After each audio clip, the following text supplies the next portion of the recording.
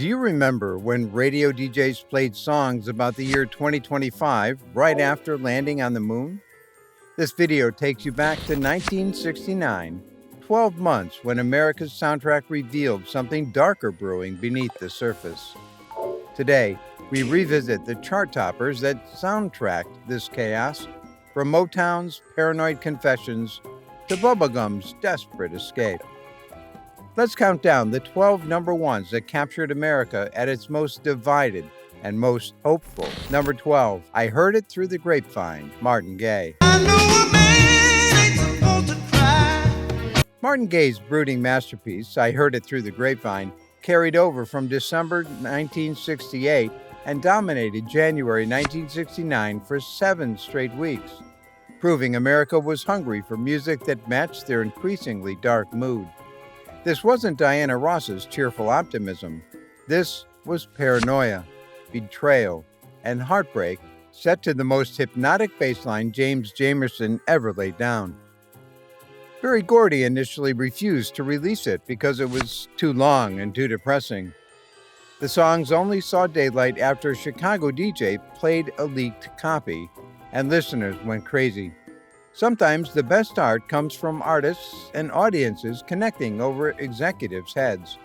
Norman Whitfield's production deliberately pushed Gaye's vocals into an uncomfortable high register, creating that desperate, strange sound that perfectly captured a nation watching Walter Cronkite deliver Vietnam casualty reports each night.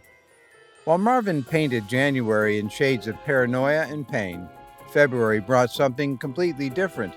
Psychedelic colors and trembling voices that made even the straightest radio stations sound like they'd discovered a new dimension. Number 11, Crimson and Clover, Tommy James and the Shondells. Crimson and Clover. Tommy James accidentally invented the future of rock production while fooling around on a recording studio.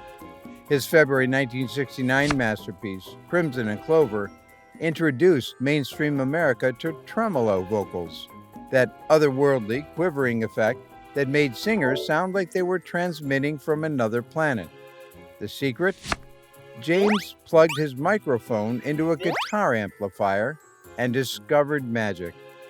Back then, innovation happened through happy accidents and fearless experimentation, not programmed perfection. Crimson and Clover became a 5.5-minute sonic journey that sold 5 million copies and proved psychedelic sounds could conquer AM radio. The title came to James in a dream, his favorite color plus his favorite flower, because sometimes the best art springs from the simplest inspiration. When you hear that trembling voice dissolve into guitar feedback, you're experiencing one of rock's first true studio experiments. From trippy studio experiments to revolutionary social statements, March brought music that would have been unthinkable just 5 years earlier. Number 10, Everyday People, Sly and the Family Stone. I am Everyday People. Everyday People was America's first number 1 hit by a truly integrated band. Black and white musicians, men and women, all sharing the stage and spotlight equally. In 1969, that wasn't just progressive, that was practically revolutionary. Sly Stone's simple message, different strokes for different folks, became more than a catchy lyric. It became a philosophy that inspired everything from social movements to TV sitcoms. The song's 2-chord simplicity masked sophisticated politics, delivering unity through groove in a just 2.18-second song. Larry Graham's slap bass technique, invented right here, would later birth funk and hip-hop. Rose Stone and Cynthia Robinson's vocal interplay proved women could rock just as hard as men. This wasn't just music, it was democracy in action, and you could dance to it. Yet sometimes America needed a break from changing the world, and Tommy Roe was happy to provide 4 minutes of pure dizzy escapism. Number 9, Dizzy, Tommy Roe. I'm so dizzy. What does it feel like to be dizzy? Tommy Rowe literally answered that question with Dizzy, cramming 11 key changes into 3 minutes of pure bubblegum perfection. This March Madness topped charts for 4 weeks and sold 6 million copies worldwide, proving that sometimes the best medicine for social upheaval is unashamed musical sugar. Co-written with Freddie Weller from Paul Revere and the Raiders, Dizzy was 1969's answer to Vietnam protest fatigue. While college students burned draft cards, younger kids spun around their bedrooms pretending to be dizzy, along with Tommy Rowe's infectious melody. The Wrecking Crew's assembly line perfection, Hal Blaine's drums, Joe Osborne's bass, turned Dizzy into bubblegum pop's ultimate expression. Billboard named it Record of the Year for 1969, proving that sometimes pure joy beats artistic pretension. From playground innocence to cosmic consciousness, April brought the song that convinced mainstream America the age of Aquarius had officially arrived. Number 8, Aquarius, Let the Sunshine In, the fifth dimension. Broadway met the counterculture when the fifth dimension transformed songs from the rock musical Hair into Aquarius, Let the Sunshine In, 1969's second biggest hit. Their 6-week chart domination brought flower power to suburban living rooms and convinced parents everywhere that maybe this hippie music wasn't so dangerous after all. The beautiful irony? While the original Hair was banned in several cities for nudity and anti-war themes, the Fifth Dimension's polished version won the Grammy for Record of the Year. Sometimes revolution comes through the front door wearing a 3-piece suit. Billy Davis Jr.'s completely improvised solo in the Let the Sunshine In section was recorded live in a Las Vegas casino using just 2 microphones. The raw emotion you hear? That's real, captured in the moment when the music transcended all the studio tricks and production wizardry. While America was looking to the stars for guidance, the Beatles were looking backward, trying to recapture the simple rock and roll that made them famous. Number 7, Get Back, the Beatles with Billy Preston. Get back! The Beatles were falling apart, and everyone knew it. Constant arguments, creative exhaustion, and George Harrison temporarily quitting in January 1969. Then Billy Preston walked into their disastrous recording sessions and provided exactly what they needed, a musical peacemaker who could make them remember why they loved playing together. Get Back became the only Beatles single to credit a non-Beatle, marking Preston as the unofficial fifth Beatle. His Fender Rhodes electric piano didn't just provide Get Back with its distinctive sound. It provided diplomatic immunity in a band at war with itself. This 5-week number 1 captured the final moment of unity, recorded during the legendary rooftop concert that became the last live performance together. Looking back, Get Back perfectly predicted their future. They were already trying to get back to something they'd lost forever. If the Beatles were looking backward, 2 guys from Nebraska were staring into the distant future, and they didn't like what they saw. Number 6, in the year 2525, Zager and Evans. 2525. 8 days before Neil Armstrong walked on the moon, America fell in love with In the Year 2525, a song predicting humanity's extinction through technology.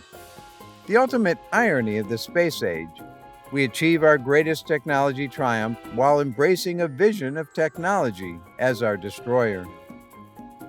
Rick Evans wrote this apocalyptic folk prophecy in 1964, envisioning 10,000 years of human evolution ending in extinction.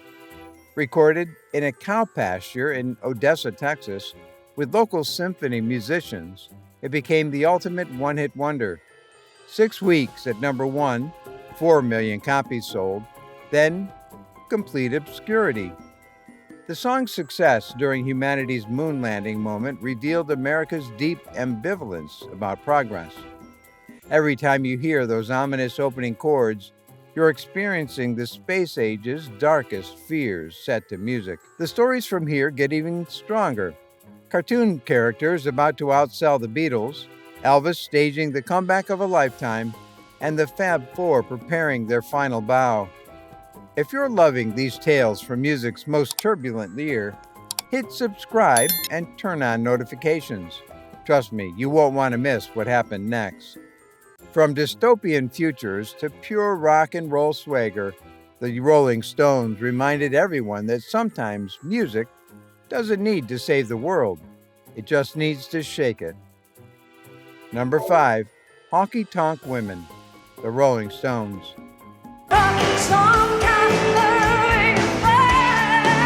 Keith Richards' open G-turning riff, Jimmy Miller's cowbell opening, Mick Taylor's guitar debut, 4 weeks at number 1. The Rolling Stone at their absolute peak, delivering Honky Tonk Women with blues rock swagger that made everything else sound tame by comparison. Released the day after Brian Jones died, Honky Tonk Women premiered at their July 5th Hyde Park concert, honoring their fallen founder before 250,000 fans.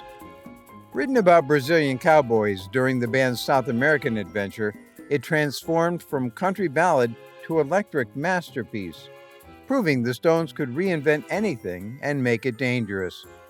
Honky Tonk Women was rock and roll's answer to all the peace, love, and understanding floating around in 1969.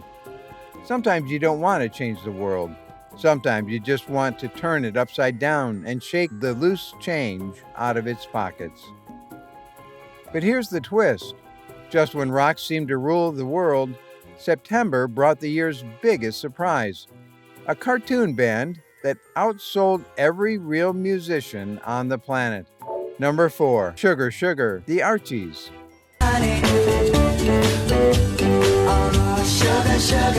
Don Kushner's revenge was sweet.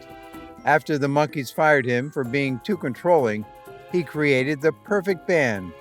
Cartoon characters who couldn't quit, couldn't demand creative control, and couldn't complain about royalties. Sugar Sugar became 1969's annual number 1 hit, spending 22 weeks on the charts and selling millions worldwide. Consider this. Fictional characters performing Sugar Sugar outsold the Beatles, Rolling Stones, and every other real band in 1969. Ron Dante's vocals and Jeff Barry's bubblegum production created perfect escapism for audiences exhausted by the Cultural Revolution. Here's the kicker. Astronaut Alan Bean chose Sugar Sugar for Apollo 12's official playlist. While walking on the moon, America's heroes were humming along to a cartoon band's ultimate bubblegum confection. While cartoon characters conquered the charts, the king of rock and roll was plotting his return to the throne. Number 3, Suspicious Minds by Elvis Presley. With Suspicious Minds. 7 years. That's how long Elvis Presley went without a number 1 hit before Suspicious Minds reminded the whole world why they called him the king. His November 1969 comeback wasn't just commercial, it was artistic resurrection, proving the real talent never truly dies. It just hibernates until the right moment. The Memphis sessions at American Sound Studio with producer Chips Moman brought Elvis back to his roots for Suspicious Minds. The famous fake ending, added during mixing, became his signature move. While mature themes of relationship paranoia resonated with changing times and his own marital struggles. At 34, Elvis bridged his rock pioneer past with his Vegas future, and Suspicious Minds became his final number 1 hit, making it both triumphant return and bittersweet farewell to his chart dominance. As Elvis reclaimed his crown, the Beatles prepared their own farewell, not with tears, but with 2 songs that showcased everything they'd learned about making perfect music. Number 2, Come Together and Something, the Beatles. Come together. John Lennon's funky experiment meets George Harrison's perfect love song. Come Together became a political slogan, while Something earned Frank Sinatra's praise as the greatest love song ever written. This double-A side from Abbey Road hit #1 on November 29, showcasing the Beatles' incredible range just as they prepared to say goodbye forever. The Beautiful Tragedy? Lennon had already privately quit the band in September, making this chart victory bittersweet. Harrison finally emerged as an equal songwriter, while Lennon pushed experimental boundaries, both captured during their last collaborative session on August 20, 1969. The songs represented both artistic peak and inevitable ending, proving that sometimes the best art emerges from disillusion and conflict. As the turbulent decade prepared to close, one last #1 hit captured both an ending and a beginning, a farewell disguised as a love song. #1, Someday We'll Be Together, Diana Ross and the Supremes. Someday we'll be together. December 27, 1969. The Supremes' 12th and final #1 hit closed the decade with Motown majesty, but here's the secret. Mary Wilson and Cindy Birdsong don't appear on Someday We'll Be Together. This was Diana Ross's solo debut, disguised as a group single, symbolizing the era's transition from collective achievement to individual stardom. Johnny Bristol's production and audible encouragement throughout Someday We'll Be Together created intimate atmosphere for this decade-ending moment. The Supremes had defined the mid-60s with unprecedented success, and their conclusion perfectly symbolized the broader end of this 1960s innocence and community spirit. The song's bittersweet promise of future reunion resonated as America prepared for an uncertain new decade, combining hope with melancholy as the transformative 1960s yielded to a challenging 1970s. From Marvin Gaye's paranoid soul to cartoon characters' sugary perfection, these 12 songs captured every mood of America's most complex year. Which of these 1969 chart toppers do you feel best captured the spirit of that revolutionary year? Drop your thoughts in the comments below, hit subscribe, and turn on notifications for more musical time capsules that define generations.